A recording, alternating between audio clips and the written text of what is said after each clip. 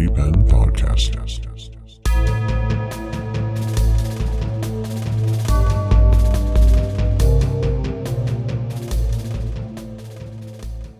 Chapter 3.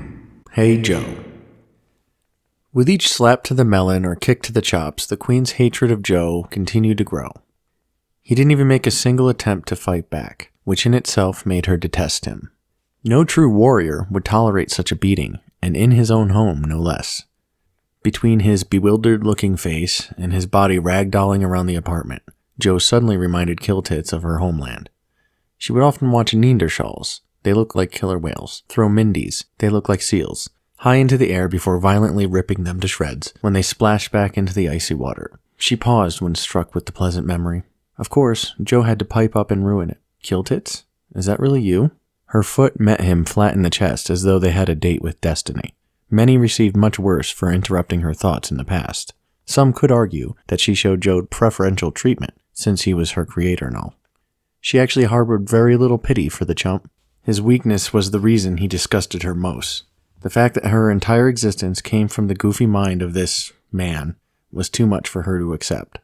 As far as the Queen was concerned, every bit of this beating was well deserved, and she craved the number one power badly enough to happily murder even her own creator for it. After a vigorous but fruitless interrogation, she concluded that Joe was of no longer any use to her. Her fist cocked back and crackled with a purple electricity, which jumped around her knuckles and danced up her wrists. Joe's reaction to this, of course, was to faint. She decided not to kill him until he came around, so he might at least have the honor of watching himself die. The way Her Highness saw it, she owed him that much, but only that much. 32 seconds later. Smack. We don't want any, thanks. Smack. Ow, what the fuck? Smack. Jesus. Blinking through his fingers, Joe's attacker came into focus. Killtits? Smack. The Queen put ample force into each strike and really laid into him. As she continued, the frustration welled up within her. Smack. Fuck, it's me, Joe. Smack. She noticed he wasn't yet bleeding, and his face didn't seem all puffed up and bruised like it should be, especially after all the abuse. Don't you know who I am? He blurted. Testing her burgeoning theory, she put her hips into it and tried harder. Smack. I don't know how to tell you this, he attempted, but smack. Oh, stop. I'm your smack. Shit, I'm your creator. The intergalactic sex symbol leaned close. With her lips so near his, he lost track of all else. Killtits found that men would often calm right down when she drew near, and Joe was apparently no different. I know who you are, jackass. Oh, so you smack.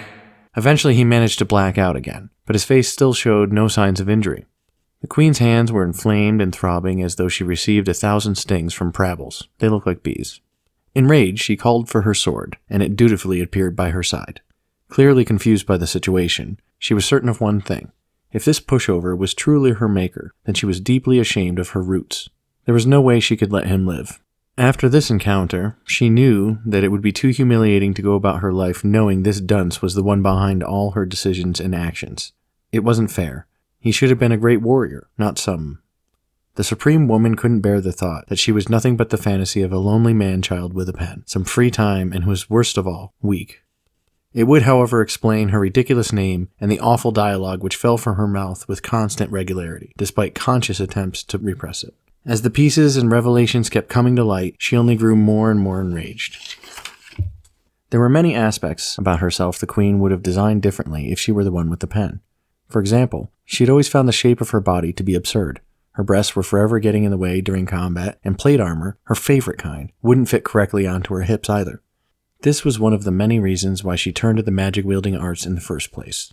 Limited, in obvious physical ways, Killtits compensated by studying sorcery to gain an advantage over her enemies, but it wasn't her favorite means of victory. Initially, she viewed magic as cheating, but figured if her opponent died, then it didn't matter how she achieved her goal. Still, if she had her way, the silver-haired woman would have lived and died by the sword alone, her only true love. As she regarded the pathetic whelp responsible for it all, a single thought hit her like a spear through the chest. If she killed him, would she then cease to exist? While mulling this hypothesis over in her mind, she noticed an odd smile creep over his unshaven face. Something drew her eye, and when Killtits looked down, she saw he was excited. The mighty Queen decided to take her chances with existence and brought her sword down on top of Joe's senseless skull. When the exotic blade made contact with his stupid scalp, the weapon shattered with a deafening ring and sent her soaring through the air. Her body came to an embarrassing stop when she smashed into the flat screen and fell to the floor like a dropped brick. The clamor was enough to finally wake Joe, the blockhead with the boner. "That tickles. What are you doing with your Whichever fantasy he was indulging in shot itself to space and was never heard from again. Sinking back into reality, he sadly looked to his tented lap and then slowly back to the disaster that used to be his condo. His jade green eyes bounced around the room like a man searching for his keys at the beach until they finally locked onto the queen's once more. Kill tits? She held up the hilt of her broken sword for a long moment and examined it.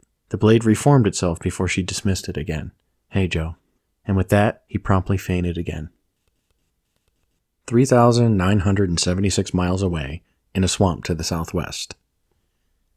A hairy frog frantically splashed about and jumped for dear life.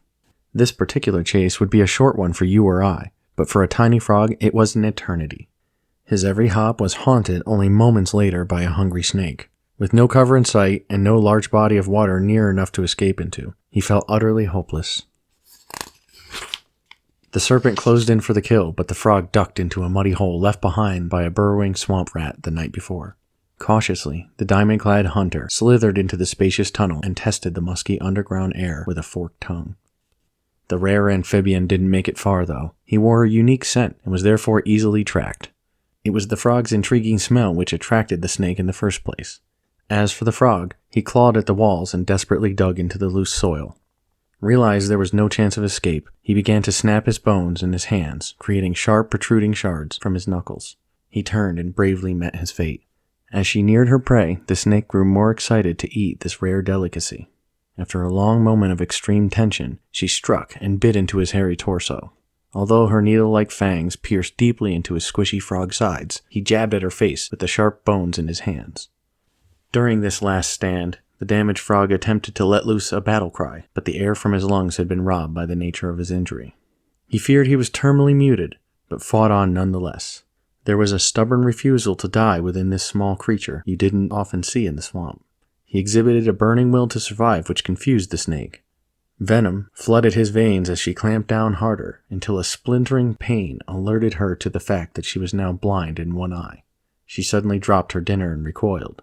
He called upon the last of his strength and attempted to bury himself in the dirt for a measure of cover from her wrath. The frog was still digging when the ground around him gave way and gravity pulled him into an expansive opening. Temporarily giving up, the snake retreated to lick her wounds, but planned to return for him later. His unique scent would make him easy enough to track, and now she wanted him more than ever. As the frog fell, all went dark. All right, Chapter 3 in the books. Okay, so Joe is being confronted by one of his creations, and she attempts to kill him, and it doesn't work. So that doesn't work out, and we also get to meet a frog who is being hunted by a snake. We shall move on. Now we will get into Chapter 4. I Am Batricus. The wounded frog woke to the distracting sound of dripping water. When his weary eyes finally adjusted, he could see the ground was littered with bones of all kinds. Amongst the remains, there appeared to be a human skeleton propped up in the corner of the cave. It looked to be fully intact, frozen by time in an upright, seated position. With a pang of panic, the frog distinctly felt the skeleton was watching him. The beady onyx eyes of the small creature long held the dead man's hollowed sockets while they stared each other down. The indifferent, steady drip continued while time slowed itself to a bleeding crawl. Terribly thirsty, the swamp dweller was further maddened by the promise of water. Every fiber in his body screamed at him to remain still. Unsure if he was delirious from blood loss, he obeyed his instincts. Despite a growing fear, his thirst outweighed all else, and the compact combatant finally turned towards the source of the dripping. With his first painful hop, however, the skeleton sharply turned his head to follow the movement. The loud crack of bones rang out in the cave. The simple fact the dead man moved at all would be enough to kill some out of fright alone, but the wolverine frog was made of different stuff than most. That was the moment. The point in time when he made a choice, one that would change everything. Instead of letting his heart shut itself down by giving in to the fear flooding his veins, he became the master of fate by embracing the darkness within. If he were to die, then it were to be on his terms. An ancient god took note when the frog's soul reared up in defiance towards the very notion of death, a rare act in itself. This also garnished him the attention of several immortals throughout the galaxy who were sensitive to such things. More about that later. For those that don't know, many gods earn their titles by simply taking them. As legends originate in the minds of their namesakes and grow outwardly, the power of godhood is limited only by the potential and the will of said ascendant. An extreme arrogance is needed in order for one to go after it in the first place, so very few ever try. No ordinary being would dare entertain such frivolous and far-reaching notion. This frog, however, was no ordinary being, and felt the call to greatness that no victory could ever satiate. So, when the skeleton revealed its secret, the rare specimen left all traces of doubt behind and bellowed out in a surprisingly booming voice, "I want water!" The ancient demon was taken aback by the outburst as the frog's powerful voice bounced itself off the walls. The long-dead man awkwardly looked over his left clavicle at no one, in an obvious overreaction. The word water echoed throughout the cave in various volumes and pitches as it ricocheted off its many surfaces. Without pulling his eyes from the hollowed sockets that tracked his every move, the frog sorely hopped over to the source of the sound, and was much relieved to find a puddle of clear water awaiting him. He slurped and gulped without a care of what might happen with his back turned to the potential threat. His injuries demanded he drink, so drink he did. When he finally had his fill, the frog looked around just in time to see bones silently emerging from the soil. He jumped back in alarm, but they appeared behind him as well. Despite the pain, he leapt several times at full extension, but a new set of bony fingers converged around him wherever he landed. Rows of undead hands carpeted the floor of the cave until he was finally overwhelmed. When his back legs landed atop a set of greedy undead fingers, they were instantly seized and held too securely for any thought of escape. The little guy relaxed his muscles to minimize injury and conserve energy. The bones in his hands cracked and snapped once more in the Wolverine frog's signature call to battle. Several sharp fragments popped through his freshly healed knuckles, which made an odd rhythmic clicking that seemed threatening despite his small size and unfortunate predicament. The withered fingers handed him off to various decaying palms. Rotting grips easily captured and passed him to the next waiting clutch, and so on. At last, he was delivered directly to the skeleton himself. The relays between hands were smooth but nonetheless horrifying. He couldn't remember a time when he ever felt so helpless, and vowed never to let it happen again. As he neared the skeleton, the hairy frog braced himself. The final hand holding him extended itself up from the ground, abruptly halted in front of the deathly face, and displayed the captive creature to its master for inspection. The following moments were agonizingly silent, minus the dripping, and the cave filled itself up with a thick tension. The pint-sized prisoner could hardly bear it any longer. His breaths were sharp from the snake's bite, and he wasn't in the mood to be toyed with. As though from a faraway place, the demon finally drawled, "You speak." Amazed, the frog reflexively asked, "You speak?" A thundering laughter broke and permeated the cavern with sound when the battle-tested frog seized his opportunity. Summoning his remaining strength, he stabbed at the bony face repeatedly while he was still within reach. Little arms ferociously attacked and landed several clean strikes, the last of which chipped away a large chunk of the skeleton's cheekbone and left a vacant cavity exposed in a very, very old face. The fingers still holding him immediately loosened their grip, and the tiny warrior flopped onto the ground with a painful, wet slap.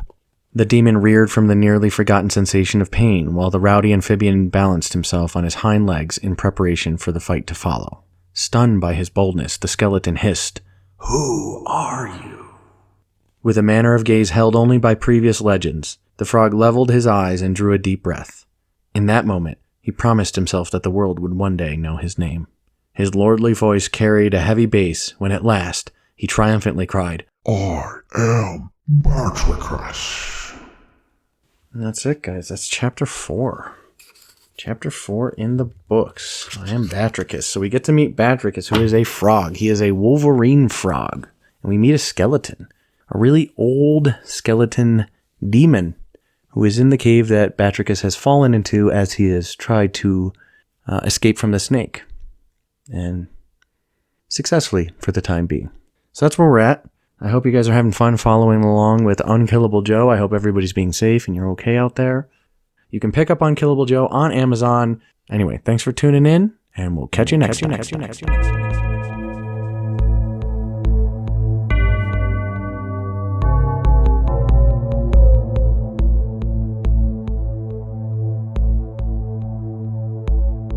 The Money Pen Podcast.